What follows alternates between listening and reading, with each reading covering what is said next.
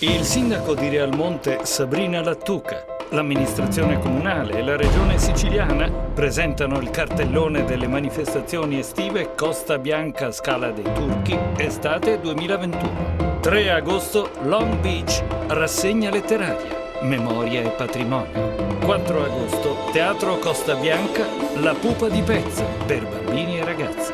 5 agosto, Cabaret, La Rosa Litterio. Teatro Costa Bianca, ore 21:30. 7 agosto, Annullo Filatelico, Sala Consiliare, Comune Realmonte. E al Teatro Costa Bianca, alle ore 21:30, The Voice Over 65 anni di Nenè Shortino. Martedì 10 agosto, Anna Tatangelo in concerto, alle ore 21:30. Mercoledì 11, Cabaret con i Respinti. Teatro Costa Bianca, ore 21:30. Giovedì 12, Bel canto a Costa Bianca, musica lirica. Venerdì 13, concerto di Bla, ore 21:30, Teatro Costa Bianca. Giovedì 19, Banana Republic, tributo a Dalla e De Gregori, ore 21:30.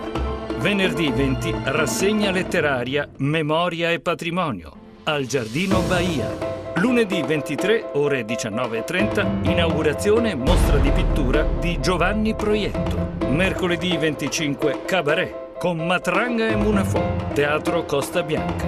26 agosto, Long Beach, rassegna letteraria tra memoria e patrimonio. 27 agosto, in ricordo di Giorgio Gaber con Andrea Scanzi.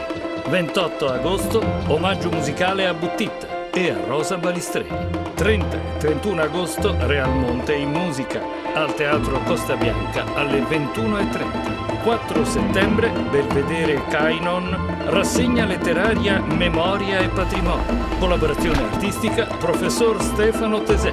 Vi aspettiamo. Per informazioni chiamare allo 0922 810 813 o 810 814.